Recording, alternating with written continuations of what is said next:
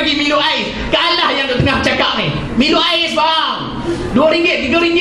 Pagi-pagi makan burger, mengalahkan orang putih kat USO. Burger pagi-pagi ada, sekarang tengah kota pagi-pagi burger dah. Itulah. Tapi Madiha buktikan bahawa anak orang miskin, anak nelayan, anak yang mana rumah dia sewa RM90 sebulan, yang atas sen dia berlubang, mampu muncul pelajar terbaik. Apakah kita tak boleh sama cabaran ni? Kita sama saja.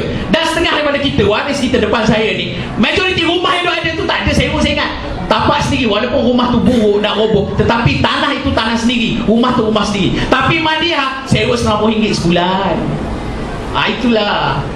Ini sebagai dorongan kepada kita. Tapi bapa dia didik dengan didikan agama, didik anak dia supaya redha dengan keadaan diri dia, didik anak dia amalan sunat, puasa sunat. Kita tak ada duit nak makan, duk subut. Bapa tak ada duit, ayah tak ada duit. Satu lagi saya nak sentuh lah. Kita sebagai waris ibu bapa yang kita duk mengucap 2 kalimah syahadah, sebenarnya bermula daripada didikan agama di rumah. Kita abaikan.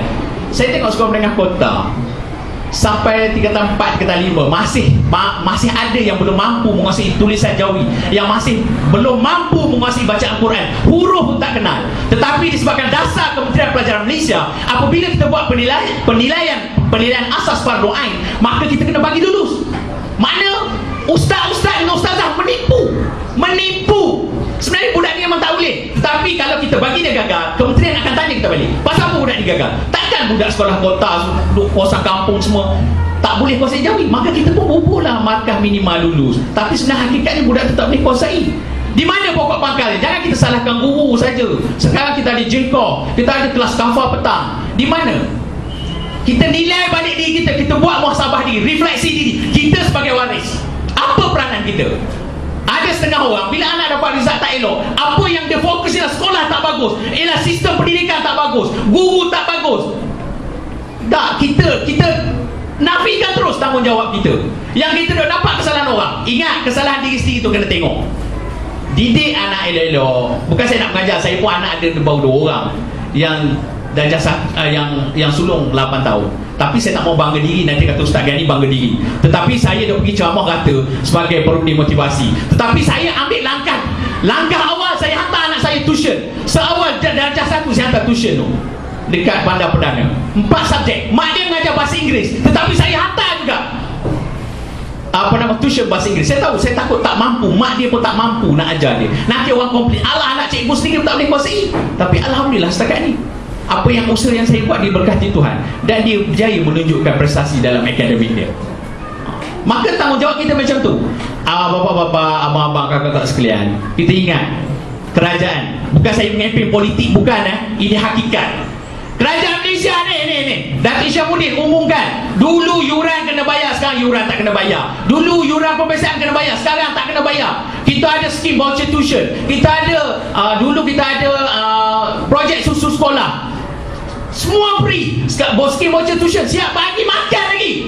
Pun ada waris yang tak ambil berat tentang anak, kehadiran anak dia. Cukup teruk, saya tengok masa isi saya mengajar di Bukit Kecil, mari hari Jumaat Sabtu untuk buat skim voucher tuition.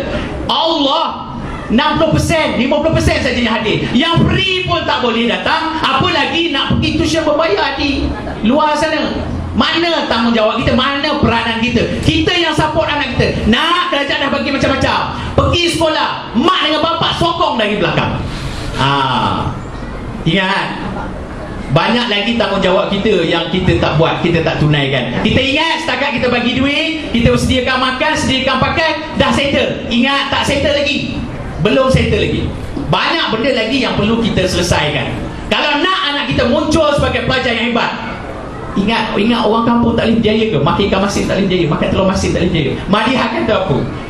Saya musim tengkujuh, kalau tak ada ikan, tak ada lauk, mak saya masak telur, gulai telur. Saya ingat lagi, saya pun orang kampung, Hulu Terengganu, 40 batu ke Kuala Terengganu. Anak ada 10 bapa saya. Tapi bila baca cerita Madiha, gulai telur 3 biji, kuah dia 1 periuk besar. Pasal anak ramai, supaya dapat share. Mampu. Tapi kita, kalau ikut sumber protein cukup hebat payung-payung ikan, hebat-hebat ketam, udang.